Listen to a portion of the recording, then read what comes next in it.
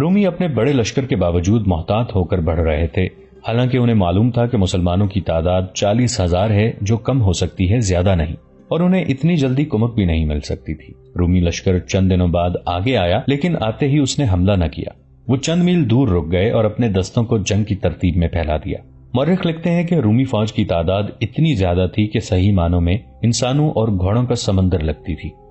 اس فوج کے محاذ کی لمبائی 18 میل تھی اور گہرائی بھی خاصی زیادہ تھی۔ صفوں کے پیچھے صفیں تھیں۔ رومی لشکر کے سالار اعلیٰ ماہان نے آگے آ کر مسلمانوں کی فوج کا جائزہ لیا۔ اسے اپنی جنگی طاقت پر اتنا ناز تھا کہ وہ مسلمانوں کی صفوں کے قریب آ گیا۔ اس کے چہرے پر رونت اور ہونٹوں پر طنزیہ مسکراہٹ تھی۔ مسلمان اسے خاموشی سے دیکھتے رہے اور وہ مسلمانوں کو حقارت سے دیکھتا آگے بڑھتا گیا۔ اس کے پیچھے پیچھے 12 محافظ گھوڑوں پر بڑی شان سے جا رہے تھے۔ ماہان زیادہ دور نہیں گیا تھا کہ اس کے لشکر کی طرف سے ایک سوار گھوڑا سرپٹ دوڑاتا آیا۔ ماہان رک گیا، گھڑ سوار اس کے قریب آ رکا اور رومی انداز سے سلام پیش کر کے اس کے ہاتھ میں کچھ دیا۔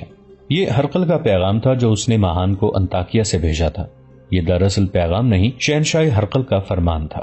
ہرقل نے اسے لکھا تھا کہ مسلمانوں پر حملہ کرنے سے پہلے انہیں صلح نامے کے لیے راضی کرو۔ مسلمان اگر یہ شرط مان لیں کہ وہ پرامن طریقے سے واپس چلے جائیں گے اور آئندہ کبھی رومی سلطنت کی سرحد میں داخل نہیں ہوں گے تو انہیں عزت سے اور کچھ رقم دے کر رخصت کرو۔ اپنی طرف سے پوری کوشش کرو کہ وہ صلح پر راضی ہو جائیں۔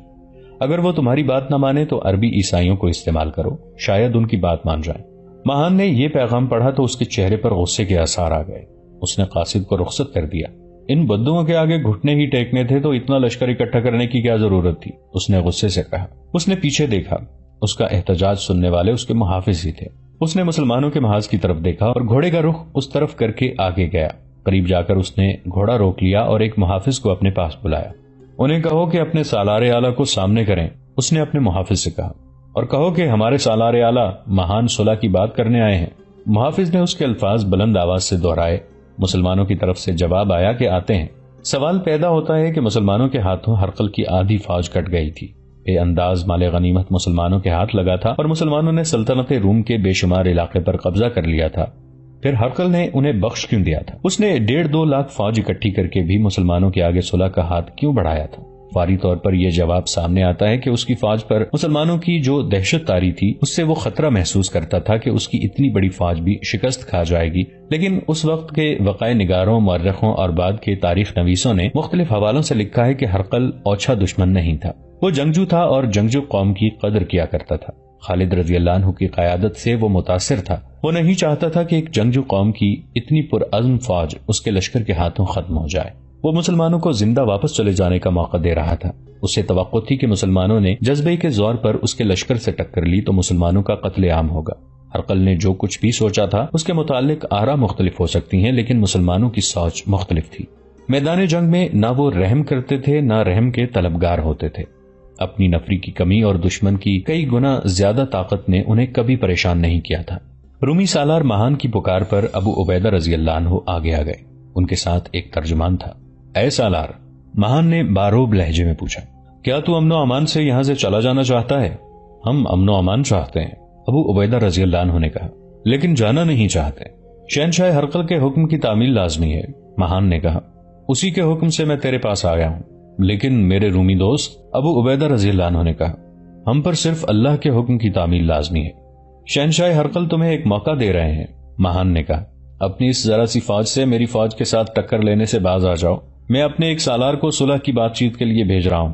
اور وہ چلا گیا۔ رومی فوج کا جو سالار صلح کی بات چیت کرنے آیا وہ گریگری تھا۔ ابو عبیدہ رضی اللہ عنہ نے اس کا استقبال کیا۔ میں شہنشاہ ہرقل کی طرف سے صلح کی پیشکش لے کر آیا ہوں، گریگری نے کہا۔ اگر تم واپس چلے جاؤ اور پھر کبھی ادھر نہ آنے کا معاہدہ کر لو تو ہمارے شہروں اور قصبوں سے جو مال غنیمت وغیرہ اٹھایا ہے وہ اپنے ساتھ لے جا سکتے ہو۔ ہمارا لشکر دیکھ لو اور اپنی تعداد دیکھ لو۔ اگر یہ لڑائی میری ذاتی ہوتی تو میں تمہاری پیشکش قبول کر لیتا، ابو عبیدہ رضی اللہ عنہ نے کہا۔ میں شہنشاہ نہیں، شہنشاہ اللہ ہے اور ہم اسی کے حکم پر آئے ہیں، ہم کوئی پیشکش قبول نہیں کر سکتے۔ گریگری چلا گیا۔ ہرقل نے اپنے فرمان میں لکھا تھا کہ صلح کا ذریعہ استعمال کرو۔ اس حکم کے مطابق مہان نے ایک اور سالار جبلہ بن الاحم کو بھیجا۔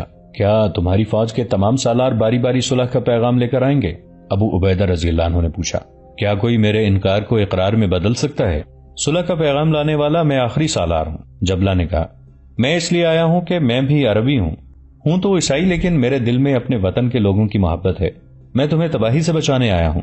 تم واپس چلے جاؤ. اگر تمہارا کوئی مطالبہ ہے تو بتا دو، میں وہ پورا کر دوں گا. ہمارا مطالبہ تم جانتے ہو. ابو عبیدہ رضی اللہ عنہ نے کہا، ہم خیرات نہیں جزیہ لیں گے. اے عربی سالار، جبلہ نے حیران ہو کر پوچھا، کیا 40,000 کی فوج 4 گنا طاقتور لشکر سے جزیہ وصول کر سکتی ہے؟ ابو عبیدہ رضی اللہ عنہ نے شہادت کی انگلی آسمان کی طرف کی اور ان کے ہونٹوں پر تبسم آ گیا. انہوں نے رومیوں کی ہر پیشکش ٹھکرا دی اور صلح سے انکار کر دیا. جولائی 636 عیسوی بمطابق جمادی الاخر 15 ہجری کا تیسرا ہفتہ شروع ہو چکا تھا.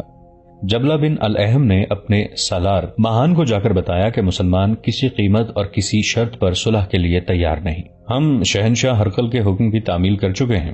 ماہان نے کہا، میں نے اپنے ذرائع استعمال کر لیے ہیں. جبلہ، اب وہ طریقہ اختیار کرو جو شہنشاہ ہرقل کو پسند نہیں تھا.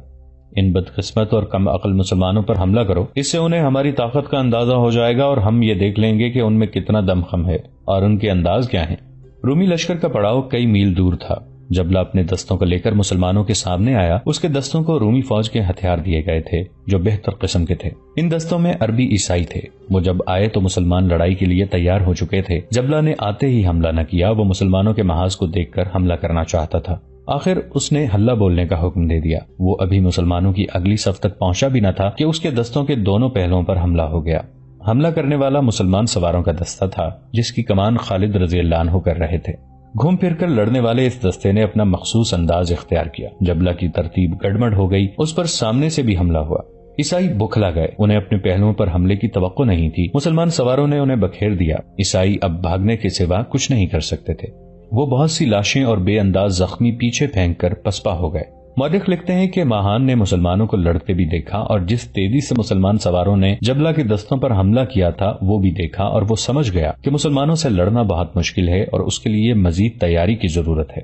ماہان نے حملے کے لیے کوئی اور دستہ نہ بھیجا. ماہان کی توقع تھی کہ مسلمان جوابی حملہ کریں گے، لیکن نفری کی کمی مسلمانوں کی مجبوری تھی. وہ جوابی حملہ کرنے کا خطرہ مول نہیں لے سکتے تھے. ادھر جبلہ محتاط ہو گیا. دن گزرنے لگے. دونوں طرف کی فوجوں نے ایک دوسرے پر نظر رکھنے کے لیے اپنے اپنے آدمی مقرر کر دیے. یہ وقفہ مسلمانوں کے لیے فائدہ مند رہا. انہیں مدینہ سے 6,000 افراد کی کمک مل گئی. یہ 6,000 افراد یمنی تھے اور تازہ دم بھی. ان سے مسلمانوں کے محاذ کو کچھ تقویت مل گئی. مسلمانوں کی فوج کی تفصیل اس طرح تھی کہ اس کی کل تعداد 40,000 تھی. ان میں 1,000 رسول اکرم صلی اللہ علیہ وآلہ وسلم کے صحابہ کرام رضوان اللہ علیہم اجمعین تھے. ان 1,000 میں 100 وہ مجاہدین بھی شامل تھے جو بدر کی لڑائی میں لڑے تھے. اس نفری میں رسول کریم صلی اللہ علیہ وآلہ وسلم کے پھوپھی زاد بھائی زبیر رضی اللہ عنہ بھی شریک تھے، اور اس نفری میں پہلی جنگوں کی 2 مشہور شخصیتیں بھی شامل تھیں، ابو سفیان رضی اللہ عنہ اور ان کی بیوی ہند. ہند وہ خاتون تھیں جنہوں نے قبول اسلام سے پہلے غزوہ احد میں حمزہ رضی اللہ عنہ کی لاش کا کلیجہ نکلوا کر چبایا تھا. ابو سفیان رضی اللہ عنہ کے بیٹے یزید رضی اللہ عنہ پہلے ہی 40,000 کی اس فوج میں شامل تھے اور سالار تھے. ایک مہینہ گزر گیا تو دشمن نے دیکھا کہ اس کا لشکر لڑنے کے لیے تیار ہو گیا ہے اور مسلمانوں کی نفری میں بھی کوئی اضافہ نہیں ہوا، تو اس نے مزید انتظار مناسب نہ سمجھا. لیکن اس نے ایک بار پھر صلح کی کوشش کو ضروری سمجھا. اس نے اپنا ایک ایلچی مسلمانوں کے محاذ کو اس پیغام کے ساتھ بھیجا کہ سالار اعلیٰ بات چیت کے لیے آئیں. ابو سلیمان ابو عبیدہ رضی اللہ عنہ نے خالد رضی اللہ عنہ سے کہا، کیا یہ بہتر نہیں ہوگا کہ اب اس شخص کے ساتھ تو بات کرے؟ وہ ہمیں اپنی طاقت سے ڈرا کر صلح کرنا چاہتا ہے. مجھے ہی جانا چاہیے امین الامت، خالد رضی اللہ عنہ نے کہا. اس کے ساتھ میں ہی بات کروں گا. خالد رضی اللہ عنہ گھوڑے پر سوار ہوئے اور ایڑ لگا دی. ماہان نظر نہیں آ رہا تھا. خالد رضی اللہ عنہ کے ساتھ چند ایک محافظ تھے. وہ رومیوں کے محاذ تک چلے گئے. ماہان نے ان کا استقبال کیا اور انہیں اپنے خیمے میں لے گیا. خیمے میں محسوس ہی نہیں ہوتا تھا کہ یہ میدان جنگ ہے. یہ شاہانہ کمرہ تھا. میں ماہان ہوں. ماہان نے اپنا تعارف کرایا. رومی فوج کا سالار اعلیٰ. میں کچھ بھی نہیں ہوں، خالد رضی اللہ عنہ نے کہا. میرا نام خالد بن ولید ہے. تم سب کچھ ہو ابن الولید؟ ماہان نے کہا. جہاں تک تم نہیں پہنچ سکے وہاں تک تمہارا نام پہنچ گیا ہے. میرا خیال ہے تم جتنے قابل اور جرت مند سالار ہو اتنے ہی دانش مند انسان بھی ہوگے. کیا تم پسند کرو گے کہ تمہاری 40,000 فوج میرے اس لشکر کے ہاتھوں ماری جائے جو بڑی دور دور تک پھیلی ہوئی چٹانوں کی مانند ہے؟ دانش مند آدمی چٹانوں سے نہیں ٹکرایا کرتے. بہت اچھے الفاظ ہیں، خالد رضی اللہ عنہ نے کہا. میں ان الفاظ کی قدر کرتا ہوں، لیکن ہم وہ دانش مند ہیں جو باطل کی چٹانوں سے ڈرا نہیں کرتے. تم نے مجھے یہاں تک آنے کا موقع اس لیے دیا ہے کہ میں تمہارے لشکر کو دیکھ کر ڈر جاؤں. ابن الولید، ماہان نے کہا، کیا تجھے اپنے سپاہیوں کی بیویوں اور بچوں کا بھی کوئی خیال نہیں جو تمہارے لشکر کے ساتھ ہیں؟ کیا تم نے سوچا نہیں کہ تم سب مارے گئے تو یہ بیویاں اور بچے ہماری ملکیت ہوں گے؟ مہان، خالد رضی اللہ عنہ نے مسکراتے ہوئے کہا، ہم سب کچھ سوچ چکے ہیں، صلح نہیں ہوگی۔ ابن الولید، مہان نے کہا، کیا تم یہ بھی نہیں سمجھ رہے کہ میں تم پر رحم کر رہا ہوں؟ میں تمہیں، تمہارے سارے لشکر کو اور تمہارے خلیفہ کو بھی اتنی رقم پیش کروں گا جو تم سب کو حیران کر دے گی۔ رحم کرنے والا صرف اللہ ہے جس کے قبضے میں میری اور تیری جان ہے، خالد رضی اللہ عنہ نے کہا۔ ہم اسی کی عبادت کرتے اور اسی سے مدد اور رحم مانگتے ہیں۔ اگر تو نہیں چاہتا کہ کچھ تو خون ہو تو اسلام قبول کر لے جو اللہ کا سچا دین ہے۔ نہیں، مہان نے بڑی روب سے جواب دیا، اگر مجھے میرے خلیفہ اور میرے لشکر کو انعام دینا ہے تو جزیہ ادا کرو۔ خالد رضی اللہ عنہ نے کہا، لیکن جزیہ لے کر ہم چلے نہیں جائیں گے، بلکہ تجھے اور حرقل کی رعایا کی حفاظت، عزت اور ہر ضرورت کے ذمہ دار ہوں گے۔ اگر یہ بھی منظور نہیں تو میدان جنگ میں ہماری تلواروں کی ملاقات ہوگی۔ مورخ باقدی بلازری اور ابو یوسف نے لکھا ہے کہ خالد رضی اللہ عنہ مہان پر اپنا بڑا اچھا تاثر چھوڑ آئے اور مہان کا جو تاثر لے کر آئے وہ بھی اچھا تھا۔ اس نے کوئی اوچھی بات نہ کی۔ خالد رضی اللہ عنہ نے واپس آ کر ابو عبیدہ رضی اللہ عنہ کو ایک تو یہ بتایا کہ مہان کے ساتھ کیا بات ہوئی ہے، دوسرے یہ کہ مہان کتنا اچھا اور کتنا باوقار سالار ہے۔ پھر اس میں ایک ہی خرابی ہے، ابو عبیدہ رضی اللہ عنہ نے کہا، اس کی عقل و دانش شیطان کے قبضے میں ہے۔ خالد رضی اللہ عنہ مہان کو آخری فیصلہ سنائے کہ صلح نہیں ہوگی۔ ابو عبیدہ رضی اللہ عنہ نے اپنے تمام سالاروں کو اکٹھا کر کے بتایا کہ دشمن نے صلح کی پیشکش کی تھی جو ٹھکرا دی گئی ہے اور اب لڑائی ناگزیر ہو گئی ہے، اور تمام مجاہدین کو یہ بھی بتا دیا جائے کہ رومیوں نے ہمیں اپنے لشکر اور اپنی جنگی طاقت سے ڈرایا ہے۔ مورخوں کے مطابق خالد رضی اللہ عنہ اور مہان کی بات چیت کی ناکامی کے بعد جب دونوں طرف کی فوجوں کو بتایا گیا کہ جنگ ہو کے رہے گی اور کل صبح سے فوجیں ایک دوسرے کے سامنے آ جائیں گی، اس وقت سے دونوں فوجوں پر ہیجانی کیفیت طاری ہو گئی۔ رومی محاذ پر پادریوں نے لشکر کو صلیبیں دکھا کر مذہب کے نام پر گرمایا اور انہیں صلیب اور یسوع مسیح کے نام پر مرمٹنے کی تلقین کی۔ پادریوں کے الفاظ اور ان کا انداز اتنا جوشیلا تھا کہ سپاہیوں نے صلیب کی طرف ہاتھ کر کے حلف اٹھائے کہ وہ فتح حاصل کر کے جائیں گے ورنہ مر جائیں گے۔ مسلمانوں نے عبادت اور دعا کے لیے رات کا وقت مقرر کیا۔ انہیں گرمانے اور جوش دلانے کے لیے واعظ کی ضرورت نہیں تھی۔ جس مقصد کے لیے وہ گھروں سے نکلے تھے اس مقصد کی عظمت سے وہ آگاہ تھے۔ انہوں نے اپنی جانیں اللہ کے سپرد کر دی تھیں۔ اسی روز دونوں فوجوں نے صف بندی اور دستوں کو موزوں جگہ پر پہنچانے کا کام شروع کر دیا۔ مہان نے اپنے لشکر کو 4 حصوں میں تقسیم کیا اور انہیں آگے لا کر صف آرا کیا۔ اس کے محاذ کی لمبائی 12 میل تھی اور گہرائی اتنی زیادہ کہ صفوں کے پیچھے صفیں تھیں جو دور پیچھے تک چلی گئی تھیں۔ رومی افواج کو اس ترتیب سے کھڑا کیا گیا تھا کہ ایک پہلو پر سالار کریگری کے دستے تھے، دوسرے پہلو پر سالار قناطیر کے دستے، قلب میں سالار اعلی مہان کی آرمینی فوج اور سالار دی جان کے دستے تھے۔ گھڑ سوار دستوں کو 4 حصوں میں تقسیم کیا گیا اور انہیں ایسی جگہوں پر کھڑا کیا گیا جہاں ان کے سامنے مسلمانوں کے پیادہ دستے تھے۔ رومیوں کے پاس سوار دستے اتنے زیادہ تھے کہ انہوں نے سواروں کے پیچھے بھی سوار کھڑے کر دیے۔ سالار جبلہ بن الاہم کے گھڑ سواروں اور شتر سواروں کو 12 میل لمبے محاذ کے آگے کھڑا کیا گیا۔ مہان نے ایک بندوبست اور کیا۔ کریگری کے دستے ایک پہلو پر تھے، ان میں 30,000 پیادے تھے۔ ان تمام پیادوں کو زنجیروں سے باندھ دیا گیا۔ ایک زنجیر میں 10-10 آدمی باندھ دیے گئے۔ زنجیریں اتنی لمبی کر دیں کہ ان سے بندھے ہوئے سپاہی آسانی سے لڑ سکتے تھے۔ زنجیروں کا ایک مقصد یہ تھا کہ سپاہی بھاگ نہیں سکیں گے اور دوسرا مقصد یہ کہ مسلمان حملہ کریں گے تو ان زنجیروں سے الجھ جائیں گے، گریں گے اور صفیں توڑ کر آگے نکل نہیں سکیں گے۔ خالد رضی اللہ عنہ رومیوں کی صف بندی دیکھ رہے تھے۔ سالار اعلیٰ ابو عبیدہ رضی اللہ عنہ تھے۔ ان میں ایک قابل سالار کی ساری خصوصیات موجود تھیں، لیکن میدان جنگ میں بڑی احتیاط سے قدم اٹھاتے تھے اور خطرہ مول لینے سے کچھ گریز کرتے تھے۔ جنگ یرموک میں انہوں نے سپہ سالاری کے فرائض خالد رضی اللہ عنہ کے حوالے کر دیے تھے۔ یہ جنگ ایسی تھی جس میں خطرے مول لینے ہی تھے۔ دشمن کی اتنی زیادہ طاقت کے مقابلے میں روایتی طریقوں سے جنگ نہیں لڑی جا سکتی تھی۔ سپہ سالار ابو عبیدہ رضی اللہ عنہ ہی تھے۔ انہوں نے یہ صورتحال خالد رضی اللہ عنہ کے سپرد کر دی تھی۔ خالد رضی اللہ عنہ نے ابو عبیدہ رضی اللہ عنہ سے کہا کہ وہ تمام سالاروں اور کمانداروں کو اکٹھا کریں۔ خالد رضی اللہ عنہ انہیں صف آرائی اور جنگ کے متعلق کچھ بتانا چاہتے تھے۔ چونکہ وہ سپہ سالار نہیں تھے اس لیے سالاروں پر ان کا حکم نہیں چل سکتا تھا۔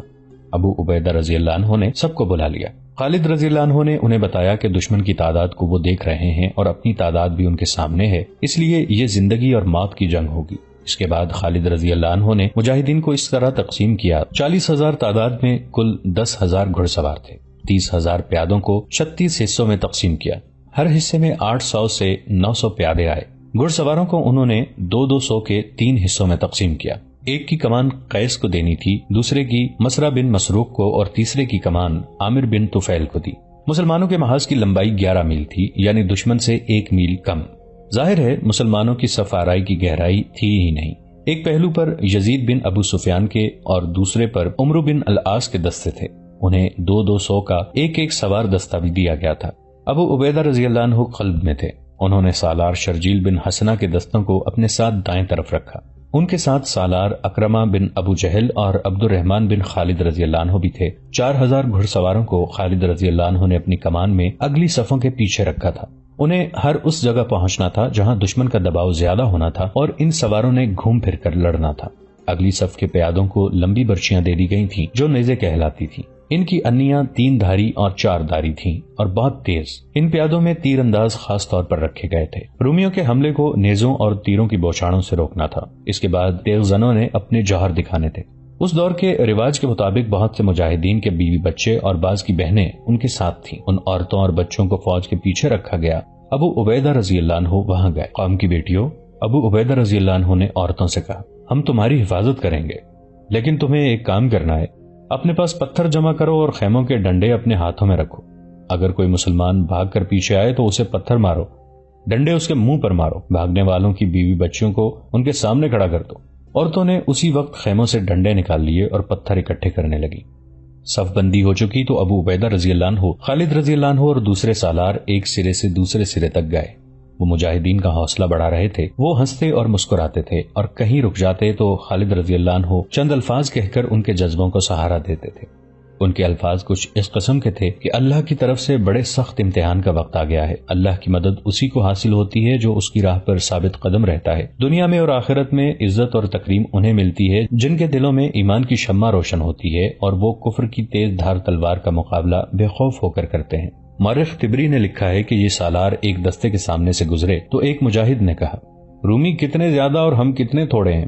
خالد رضی اللہ عنہ نے گھوڑا روک لیا۔ میرے رفیق، خالد رضی اللہ عنہ نے بڑی بلند آواز میں کہا، کہو رومی کتنے تھوڑے اور ہم کتنے زیادہ ہیں۔ طاقت تعداد کی نہیں ہوتی، طاقت اللہ کی مدد سے ملتی ہے۔ تعداد رومیوں کے پاس ہے، اللہ ہمارے ساتھ ہے۔ اللہ جس کا ساتھ چھوڑ دے وہ بہت کمزور ہو جاتا ہے۔ زیادہ تر مورخوں نے لکھا ہے کہ سالار اور کماندار جب اپنی فوج میں گھوم پھر رہے تھے تو یہ آیت بآواز بلند پڑھتے جاتے تھے۔ اس آیت کا مفہوم کچھ یوں ہے کہ کتنی ہی بار چھوٹی چھوٹی جماعتیں اللہ کے چاہنے سے بڑی بڑی جماعتوں پر غالب آئی ہیں۔ اللہ صبر و استقامت والوں کا ساتھ دیتا ہے۔ وہ اگست 636 عیسوی کے تیسرے، رجب 15 ہجری کے دوسرے ہفتے کی ایک رات تھی۔ مجاہدین تمام رات عبادت الہی اور تلاوت قرآن میں مصروف رہے۔ اللہ کے سوا کون تھا جو ان کی مدد کو پہنچتا؟ اکثر مجاہدین سورہ انفال کی تلاوت کر رہے تھے۔ رومی محاذ بھی شب بھر بیدار رہا۔ وہاں پادریوں نے سپاہیوں کو عبادت اور دعا میں مصروف رکھا۔ دونوں طرف مشعلیں بھی جلتی رہیں اور جگہ جگہ لکڑیوں کے ڈھیر جلتے رہے تاکہ رات کو دشمن حملہ کرنے آئے تو آتا نظر آ جائے۔ دونوں فوجوں پر ہیجان اور کھچاؤ کی کیفیت طاری تھی۔ مسلمانوں کے محاذ سے صبح کی اذان کی آواز اٹھی۔ مجاہدین نے وضو اور زیادہ تر نے تیمم کر کے باجماعت نماز پڑھی اور اپنی جگہ پر چلے گئے۔ جنگ شروع ہونے والی تھی جس کا شمار تاریخ کی بہت بڑی جنگوں میں ہوتا ہے۔ سورج افق سے اٹھا تو اس نے زمین پر بڑا ہی ہیبت ناک منظر دیکھا۔ 40,000 کی فوج 1.5 لاکھ نفری کی فوج کے مقابلے میں کھڑی تھی۔ شان تو ہرقل کے لشکر کی تھی، اس کے جھنڈے لہرا رہے تھے اور بہت سی صلیبیں اوپر کو اٹھی ہوئی تھیں۔ اس میں ذرا سے شک کی بھی گنجائش نہیں تھی کہ یہ لشکر اپنے سامنے کھڑی اس چھوٹی سی فوج کو نیست و نابود کر دے گا۔ جرجا رومی فوج کا ایک سالار تھا جو انفرادی مقابلوں میں بہت شہرت رکھتا تھا۔ اپنے سالار اعلیٰ مہان کے حکم سے وہ آگے بڑھا۔ کیا خالد بن ولید میں اتنی ہمت ہے کہ میری تلوار کے سامنے آ سکے؟ جرجا نے للکار کر کہا، میں ہوں رومیوں کا قاتل۔ خالد رضی اللہ عنہ للکارتے ہوئے آگے بڑھے، میں ہوں خالد بن ولید۔ خالد رضی اللہ عنہ دونوں فوجوں کے درمیان جا کر رک گئے۔ انہوں نے تلوار نکال لی تھی لیکن جرجا نے تلوار نہ نکالی۔ وہ گھوڑے پر سوار آ رہا تھا۔ خالد بن ولید رضی اللہ عنہ اپنے گھوڑے کو اس کے گھوڑے کے اتنا قریب لے گئے کہ دونوں گھوڑوں کی گردنیں مل گئیں۔ جرجا نے پھر بھی تلوار نہ نکالی۔ طبری، واقدی، ہنری سمتھ اور ابو یوسف نے یہ واقعہ تفصیل سے لکھا ہے۔ اتنی قریب ہو کر بھی جرجا نے تلوار نہ نکالی۔ ابن الولید، جرجا نے کہا، جھوٹ نہ بولنا کہ جنگجو جھوٹ نہیں بولا کرتے، دھوکہ بھی نہ دینا کہ اعلیٰ نسل کے لوگ دھوکہ نہیں دیا کرتے۔